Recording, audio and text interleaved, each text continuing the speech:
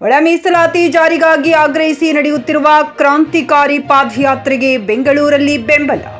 ಒಳ ಮೀಸಲಾತಿ ಆಗ್ರಹಿಸಿ ಬಿಆರ್ ಭಾಸ್ಕರ್ ಪ್ರಸಾದ್ ರವರ ನೇತೃತ್ವದಲ್ಲಿ ನಡೆಯುತ್ತಿರುವ ಕ್ರಾಂತಿಕಾರಿ ಪಾದಯಾತ್ರೆಗೆ ಬೆಂಬಲಿಸಿ ಬೆಂಗಳೂರಿನ ವಿಎಸ್ ಗಾರ್ಡನ್, ಐಡಿಪಿ ಸಾಲಪ್ಪ ಬಡಾವಣೆ, ದೇವರಾಜ ಅರಸು ನಗರ, ಕಸ್ತೂರಿಬಾ ನಗರ, ಜಗಜೀವನ್ ರಾಮ್ ನಗರ ಸೇರಿ ವಿವಿಧೆಡೆಯಿಂದ ಹೋರಾಟಗಾರರು ಕ್ರಾಂತಿಕಾರಿ ಪಾದಯಾತ್ರೆ ಹೋರಾಟದ ಕಡೆ ದೌಡಾಯಿಸಿದ್ದಾರೆ.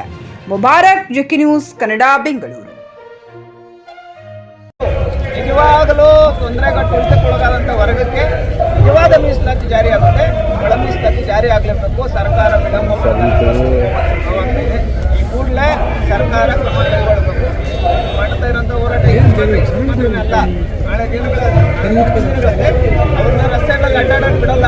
ಮಿನಿಸ್ಟ್ರುಗಳು ಇವರೆಲ್ಲ ಯಾರು ಹೇಳಿದ್ದಾರೆ, ಯಾವುದೇ ಕಾರಣಕ್ಕೂ ರಸ್ತೆಯಲ್ಲಿ ಅಡ್ಡಾಡಕ್ಕೆ ಬಿಡಲ್ಲ. ಎಲ್ಲರಿಗೂ ಮುಖ್ಯ ಆಗ್ತೀವಿ. ಒಳ ಮೀಸಲಾತಿ ಜಾರಿ ಆಗಬೇಕು.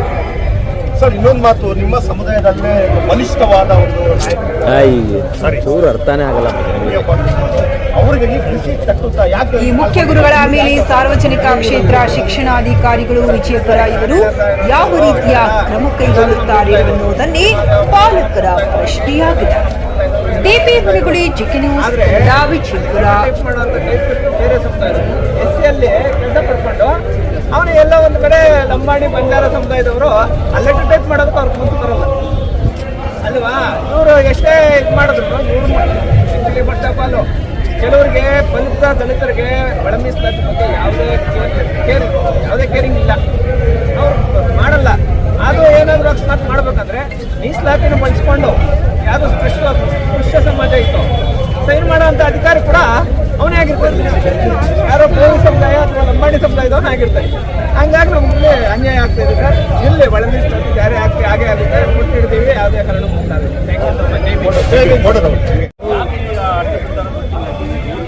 ಯಾಕೆ ಮಾಡ್ತಾ ಇಲ್ಲ ಅಂತ ಗೊತ್ತಿಲ್ಲ. ಏನಕ್ಕೆ ಮಾಡಿದ್ದಾರೆ, ಯಾವುದು ನಮ್ಮ ಮಾಧ್ಯಮ ಮಾತ್ರ ಯಾಕೆ ಮಾಡ್ತಾ ಇಲ್ಲ ಗೊತ್ತಿಲ್ಲ, ಏನಂತ ಗೊತ್ತಿಲ್ಲ. ಪಾಪ ಎಲ್ಲ ಜನರು IPS ಸಾಲಗಳು ಅವ್ರ ಕಾಲದಿಂದ ನಡ್ಕೊಂಡು ಬರ್ತಾ ಇದ್ದಾರೆ, ಎಲ್ಲ ಕಾರಣದಿಂದ ನಡ್ಕೊಂಡು ಬರ್ತಾರೆ. ಆದರೆ ಏನು ಅಂತ ಗೊತ್ತಿಲ್ಲ. ಈ ಬಂಡ ಸರ್ಕಾರ ಎಚ್ಚೆತ್ತುಕೊಳ್ತಾ ಇಲ್ಲ. ಈ ನಮ್ಮ ಮಾದಿಗರಿಗೆ ಯಾಕೆ ಈ ಥರ ಶೋಷಣೆ ಮಾಡ್ತಾರೆ, ಮುಂಚೆಯಿಂದನೂ ಶೋಷಣೆ ನಮಗೆ ಏನಂತ ಹೇಳಕ್ಕೂ ಆಗ್ತಾ ಇಲ್ಲ. ಯಾಕಂತ ಜಾತಿಗೆ ಅನುಗುಣವಾಗಿ ಸಂವಿಧಾನದಲ್ಲಿ ಒಂದು ಅಂಶ ಇದೆ. ಈ ಅಂಶದಲ್ಲಿ ಇವಾಗ ಏನು ಮಾಡಬೇಕು, ನಾವು ಕೇಳಿದ್ರೆ ಒಳ ಮೀಸಲಾತಿ ಅಂದರೆ 24.8% ಕೊಟ್ಟಿದ್ದು ಎಲ್ಲ ಜಾತಿಗೆ ಸೇರಿದೆ. ಅದು ಯಾರೋ ಬಲಿಷ್ಠವಾಗಿ ಇದ್ದಾನೆ, ಬಲ ಇದ್ದಾನೆ. ಅದರಿಂದ ನಾವು ಬಲಿಷ್ಠರಾಗಿದ್ದೀವಿ. ಇಲ್ಲಿ ಇಷ್ಟು ಕಾಲದಲ್ಲಿ 35 ವರ್ಷ ಮಹಾರಾಷ್ಟ್ರ ರಾಜ್ಯದಲ್ಲಿ ಈ ಹೋರಾಟ ಮಾಡ್ಕೊಂಡು ಬಂದಂಥ ನಾಯಕರು ಅಪರಾಧಿದ್ದಾರೆ, ಇವತ್ತಿಲ್ಲ. ಆದರೂ ನಮ್ಮ ಮಧ್ಯದಲ್ಲಿ ಭಾಸ್ಕರ್ ಪ್ರಸಾದ್ ಅವರು ಹರಿಹರದಿಂದ ಪಾದಯಾತ್ರೆಯನ್ನು ಬಂದಂಥ ಅವರು ಕಾರಣ ಇಷ್ಟೇ ನೋಡಿ. ಪ್ರತಿಯೊಬ್ಬರು ಅವರವರ ಸ್ವತಂತ್ರವಾಗಿ ಬದುಕಬೇಕಂತ ಎಲ್ರಿಗೂ ಇದೆ. ಅಂದರೆ ಅದು ಗಂಡ ಹೆಂಡತಿ ಆಗಿರ್ಬೋದು, ತಂದೆ ಮಗ ಆಗಿರ್ಬೋದು, ಯಾರಿಗೇ ಆಗಿರಲಿ ಅವರು ಸ್ವತಂತ್ರವಾಗಿ ಬದುಕಬೇಕಂತ ಆಗ್ತಿದೆ. ಇದರಿಂದ ಏನು ಹೇಳ್ತಾ ಇದ್ದೀನಿ ಅಂದರೆ, ನಮ್ಮ ಜೊತೆ ಎಲ್ಲ ಸೇರ್ಕೊಂಡು ಬೇಡ, ನಮಗೆ ಜೊತೆ ನಮ್ಗೆ ಇಷ್ಟ ಇಲ್ಲ, ನಮ್ಮ ಭಾಗ ನಮ್ಗೆ ಕೊಡಬೇಕು, ನಮ್ಮ ಭಾಗ ಯಾರೋ ತಗೊಂಡು ಹೋಗ್ತಾ ಇದ್ದಾರೆ, ನಮ್ದು ನಮಗೆ ಕೊಡಿ ಅಂತ ನಾವು ಇದೇ ಒಳ ಮೀಸಲಾತಿ ಒಂದು ಉದ್ದೇಶ.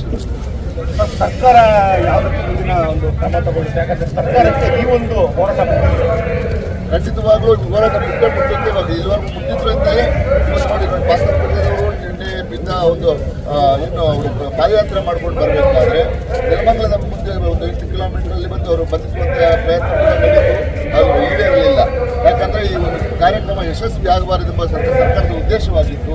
ಆ ಉದ್ದೇಶವು ಅವರಿಗೆ ಅವರ ತಲುಪಲಿಲ್ಲ ಅಂತ ನನ್ನ ಭಾವನೆ. Coat pant, sherwani, suiting, shirting, sari, dress material ಹಾಗೂ ಮದುವೆ ಸಮಾರಂಭಗಳ ಎಲ್ಲಾ ತರಹದ ಬಟ್ಟೆಗಳು ಹೋಲ್ಸೇಲ್ ದರದಲ್ಲಿ ಲಭ್ಯ.